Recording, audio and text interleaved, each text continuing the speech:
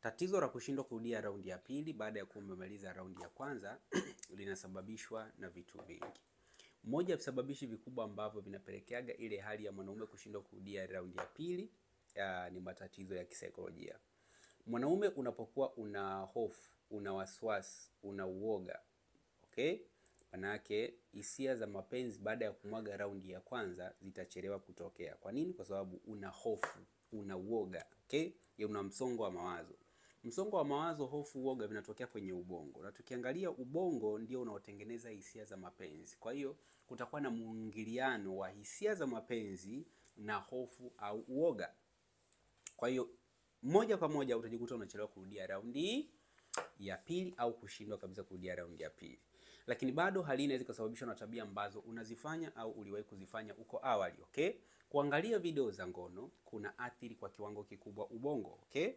Lakini pia kufanya masturbation kuna uwezekano mkubwa sana wa kulegeza mishipa yako ya damu kwenye maumbile yako ya kiume. Mishipa ile ya damu kwenye maumbile yako ya kiume inapolegea, basi nguvu ya kurudia tena raundi ya pili, yani kusimama kwa maumbile yako ya kiume baada ya kumaliza raundi ya kwanza, kunaweza kukawa ni kwa ushida au wasiwasi. Kwa nini? Kwa sababu mishipa yako ya damu imelegezwa kwa kushikwa na ngozi ngumu ya viganja vya mikono. Lakini bado hali inaweza kusababishwa na kushiriki tendo la ndoa kwa mazoea, okay? Mwanamke unajikuta unapomaliza raundi ya kwanza hatoi ushirikiano wa kukusupport ili kurudia raundi ya pili, kuna uwezekano pia wa hali hii kutokea, okay? Yani mnashiriki tendo bora liende, kuna uwezekano mkubwa wa mwanaume kupoteza hamasa ya kuendelea na raundi ya pili. Au wakati mwingine unajikuta unashiriki tendo la ndoa katika mazingira ambayo hayakufanyi kuwa comfortable au umechoka, okay? Labda kwa mfano raundi ya kwanza umeshiriki kwa muda mrefu, umetumia zaidi ya dakika 20, 30, 40, kuna uwezekano mkubwa kupoteza nguvu ya kuendelea na raundi ya pili. Sasa nini kifanyike unapojikuta unachelewa kurudia raundi ya pili au unashindwa kabisa kurudia raundi ya pili?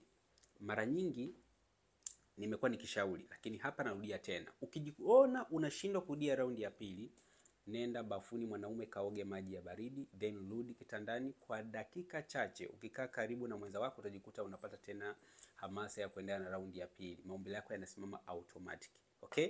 Jambo la pili ni kwamba unapokuwa umemaliza raundi ya kwanza, usifanye chochote ambacho kitaondoa hisia zako za mapenzi, okay?